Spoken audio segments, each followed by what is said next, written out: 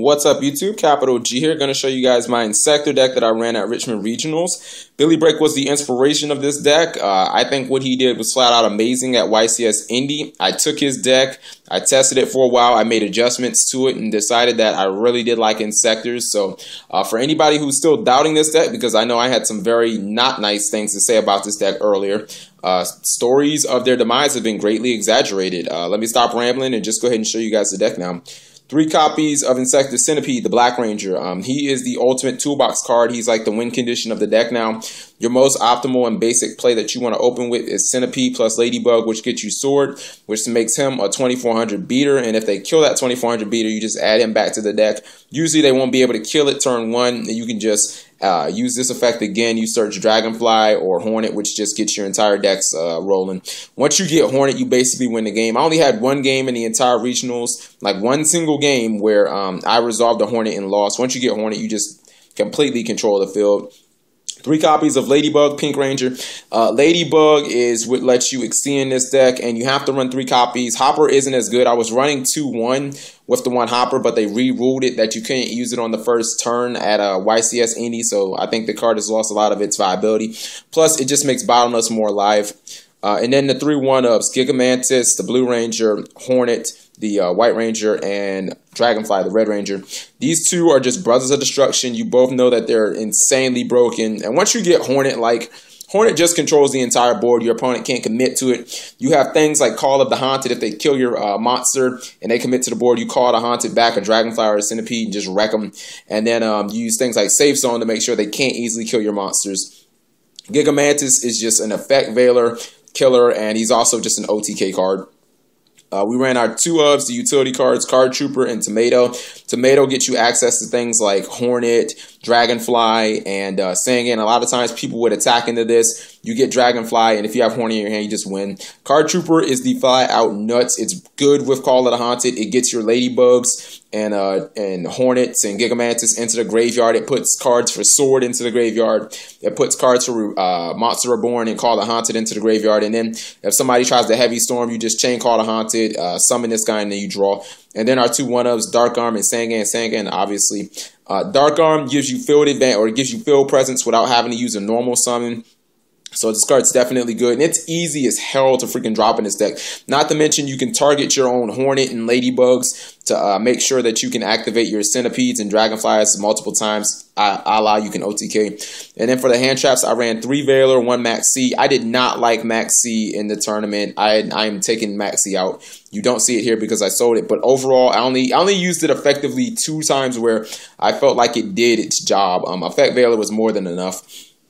The spells, 3 copies of MST. MST is absolutely great in this deck, and it's never dead because even when you play against decks that don't use back row, decks like Frog Monarchs, Heradic, and Chaos Dragons, all you have to do is just put like a Gigamantis on your Dragonfly and just MST it, and then you can just OTK them. 2 copies of Sword, which is just the nuts. I mean, it makes your monsters big as hell. It can let you activate Dragonfly multiple times. Then you get cards in your graveyard. This card lets you go plus like infinity. 2 copies of Pot of Duality, because outside of Dragonfly, you don't really special summon a lot in this deck, to be honest. Like, usually when you activate Call the Haunted, it's during your opponent's end phase. Or Monster Reborn is like, the only other way. You use Tomato, usually special on your opponent's turn. So as long as you're rolling with Centipede, Pot of Duality is fine. The 1-ups, Reborn, Heavy Storm, Book of Moon, Foolish Burial, Dark Hole. I'm not going to explain any of those. Those are all standard. And then for the traps, 3 Call of the Haunted, which was the absolute best card of this entire deck. Like, the main reason is if your opponent if they warning your monsters, you Call the Haunted them back on their turn, and then they're committed to the board, and their Hornet just blows their stuff up. 2 copies of Torrential. I like this way better than Bottomless. The main reason is if your opponent tries to wind up spam you or they try for a big play, Bottomless isn't going to punish them enough. I'd rather just play Torrential and clear the board out. I'm not worried about if my monsters die because I've got 3 Call of the Haunted, I've got Insector Swords to get them back, and I've got Reborn, so I don't really care if my monsters die. I can get them back anyway. 2 copies of Safe Zone, and then the Solemn Brigade, which is just staple. Going to show you guys the extra inside now. Extra deck was pretty standard. One got you because you were on Ladybug, so there's an off chance that you can make it. Levier, Giga Brilliant, Tintempo, which is like the Acid Golem, and Zem Main Slayer. Leviathan Dragon, which actually I made more times than anything in here. Acid Golem, which is bad in most decks, but in this deck it's really good because it gives you a huge ass beat stick. And in worst case scenario, if you need to kill it, you can just summon Centipede, blow it up with Hornet. And then 2 copies of Zenmaines, which just give you ultimate defense. I don't think you need 2 copies of Levier in this deck. Like, I never got my Hornet banished in 9 rounds. So if it didn't happen in 9 rounds, chances are it's not going to happen very often. 1 Photon Butterfly and 1 Utopia. I did not have Adrius for this event. I do have an Adrius now. Adrius should be in here, but I didn't have it at the event. 1 Crimson Ninja, 1 Tiras, 1 Exostag, 1 Gaia, because you can overlay the rank 5 exceeds for Gaia in case you need to push for game. Exostag was definitely the MVP. I took a Xian with it. Most people don't know what this card does, so, you know, once you get it on the board, it just wrecks them. And it also takes things that are problems, you know, cards like the Shining or Grapha, your opponent be able to get Grapha back. Well, nope, you can summon this guy, you know, take their Grapha, and then they can't, you know, bounce for Grapha and stuff like that. The reason I say that you have to run Adrius is because a lot of times you'll ram a tomato into a monster. So in main phase 2, you'll have to be able to, you know, make that rank 5 exceed, but you might need to blow something up, and you can't do that with Tiras if you're already in main phase 2. So you have to run Adrius in this deck. And then my side deck: 2 copies of Dust Tornado, 2 copies of Royal Decree, 3 Gozen Match, 1 Threatening Roar, 2 copies of Messenger of Peace, 2 Snowman Eater, 3 D-Fissures. D-Fissure was mainly for like Dark World, which I actually realized I played 2, destroyed them both.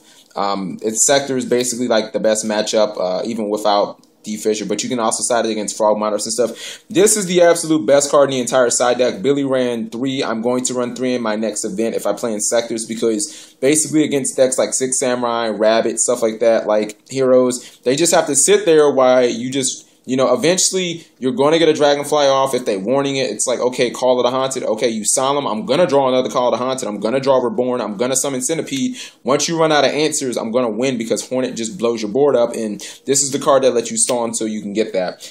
Snowman Eater, usually I sided out my tomatoes for 2 snowmen because I expected macro. I expected shadow mirrors. I expected people to be siding and things like that. So Snowman was very good. I didn't have Shadow Mirror used effectively once on me in the entire tournament. 2 Dust Tornadoes because of macro and Shadow Mirror. Usually you can side out like a Veiler and Max C, side these in so that you can get rid of those problem cards. 2 Royal Decree for burn and stuff. Taking this out, didn't play it. And 3 copies of Gozen Match for windups. 3 is overkill. I also thought it would be good against Six Samurai. It's really not as good because Asceticism, a lot of times they just go Kagemusha Elder, and then it's like all Earths, and you can't really do anything. So, not to mention with Six Samurai already set up, like turn 1, this card becomes really, really mediocre against them. And Six Samurai is absolutely, without a doubt, in Sector's worst matchup. I'll explain that in my other video, which you guys will actually see first. Threatening Roar wasn't very good. I really didn't have anything left that I wanted to add. I wanted to add something against Chaos Dragons and High Erratics so that I didn't get like just straight up OTK'd, and this was my solution. So my extra deck, or excuse me, my side deck in all definitely needs some fine tuning. So at my next event, if I play this deck, it's definitely going to be different. But definitely was impressed with the deck. I hope you guys like it and tell me what you think.